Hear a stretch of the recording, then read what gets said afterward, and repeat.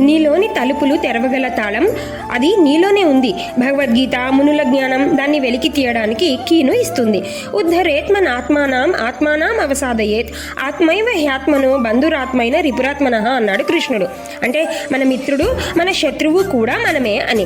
ప్రతి ఒక్కరూ ఎన్నో కొత్త కోర్సులు మోటివేషన్ బుక్స్ వెతుకుతారు. ఇవన్నీ ఆల్రెడీ మనలో స్పార్క్ ఉంటే దాన్ని పెంచడానికి ఉపయోగపడే టూల్స్ మాత్రమే. మన పొటెన్షియల్ అంటే ఒక పాలరాయి విగ్రహం లాంటిది. అది అప్పటికే రాయిలో ఉంది. శిల్పి చేసేది అనవసరమైన రాతిని తొలగించడం. అదేవిధంగా భయాలు, అహంకారం, అస్థిరత అని మన పురలు తొలగిపోతే సహజమైన శక్తి వెలికి వస్తుంది. స్వీయ నియంత్రణే నిజమైన స్వాతంత్రం అన్నదే కృష్ణుడు చెప్పిన సూత్రం. మెడిటేషన్, సైలెన్స్, స్వాధ్యాయం ఇవి కేవలం రిచువల్స్ కాదు, మనలో దాగిన శక్తికి తాళం చెవులు. ఈ రోజు నుంచే అన్లర్నింగ్ ప్రాక్టీస్ చేయండి.